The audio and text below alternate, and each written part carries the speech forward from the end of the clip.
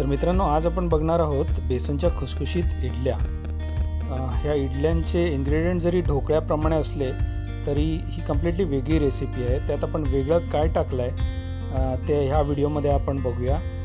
हा ढोकळा नक्कीच नाही आहे, तर रेसिपी पूर्ण बघण्यासाठी व्हिडिओ एंडपर्यंत बघा।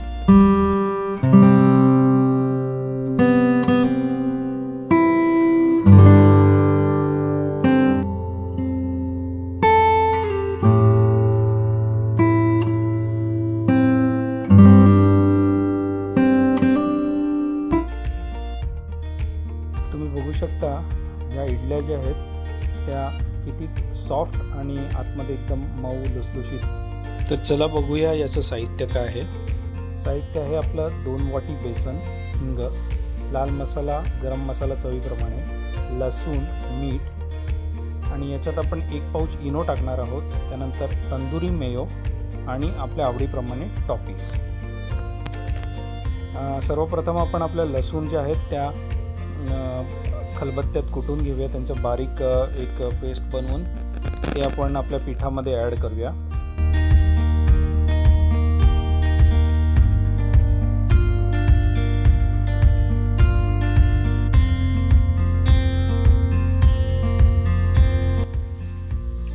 लसूण टाकल्यानंतर आपण आपल्या आवडीप्रमाणे त्यात मीठ, लाल मसाला आणि गरम मसाला टाकून घेऊया। त्यानंतर हे आपण तंदुरी मेयो घेतलेला आहे। हे तंदुरी मेयो टाकल्यामुळे त्याला एक थोडासा रस्टिक, थोडासा वेगळा असा टेस्ट येते आणि थोडासा त्याचं टेक्स्चर पण बदलतं, थोडासा त्याला दाटपणा येतो।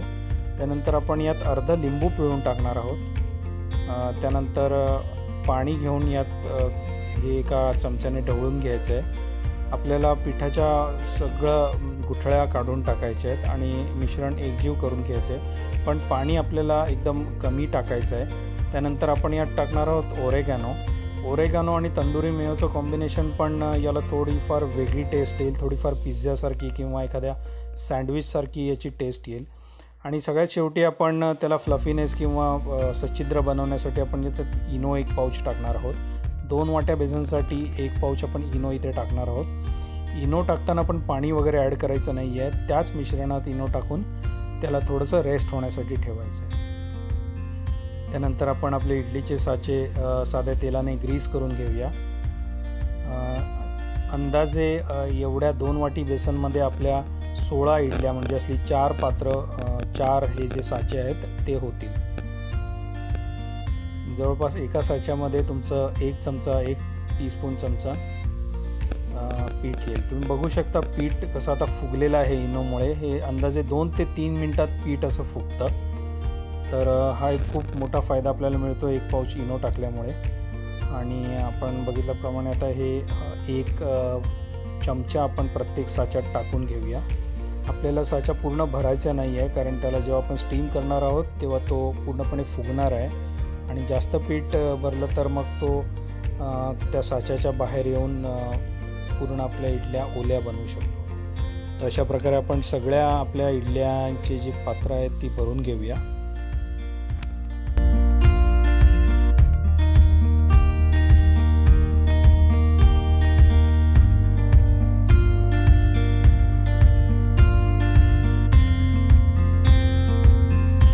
यामध्ये तुम्ही तुमच्या आवडीप्रमाणे टॉपिंग्स पण टाकू शकता, कोथिंबीर, टोमॅटो किंवा शिमला मिरची।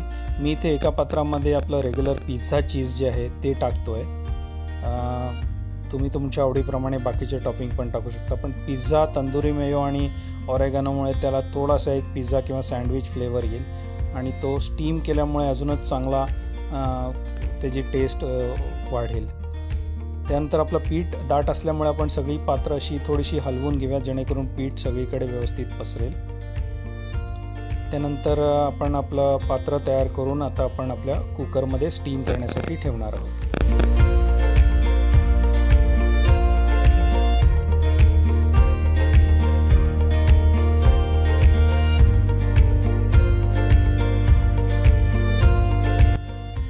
अशा प्रकारे आपलं भांडं रेडी आहे आणि आपण आता ते कुकरमध्ये लावूया। कुकरला शिट्टी लावायची नाही आहे आणि मध्यम आचेवर अंदाजे 6 ते 7 मिनिटात आपल्या ह्या इडल्या आता रेडी.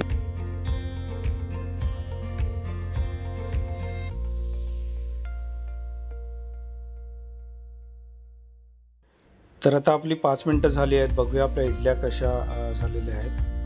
तर तुम्ही बघू शकता इडल्या पूर्णपणे फुगलेल्या आहेत आणि बाकीचं पण आपण काढून बघूया त्या कशा झालेल्या आहेत.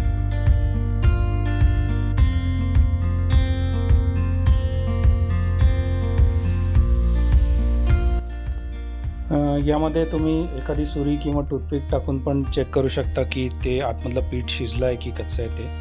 तर इथे तुम्ही पाहू शकता पूर्णपणे ते पीठ आतमध्ये शिजलेलं आहे. हे व्हाईट टॉपिंगवाल्या ज्या इडल्या आहेत त्या आपल्या चीज जे आपण टाकलेलं ते मेल्ट झालेल्या इडल्या आहेत आणि बाकीच्या आपल्या नॉर्मल रेग्युलर इडल्या आहेत. तर ह्या इडल्या तुम्ही आपल्या हिरव्या चटणीबरोबर किंवा सॉसबरोबर किंवा मेयोबरोबर पण चांगल्या लागतात. तुम्ही पाहू शकता किती सॉफ्ट आणि आतमध्ये किती सच्छिद्र अशा आपल्या इडल्या झालेल्या आहेत. तर हा एक फायदा असतो आपल्या इनोमुळे.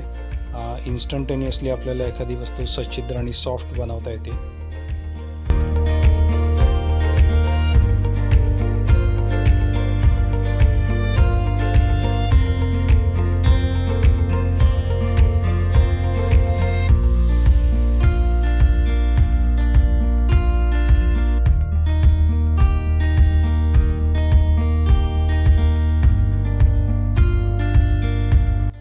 तर मित्रांनो, ही एक वेगळी रेसिपी होती, थोडीशी हटके आपल्या रेग्युलर ढोकळापासून.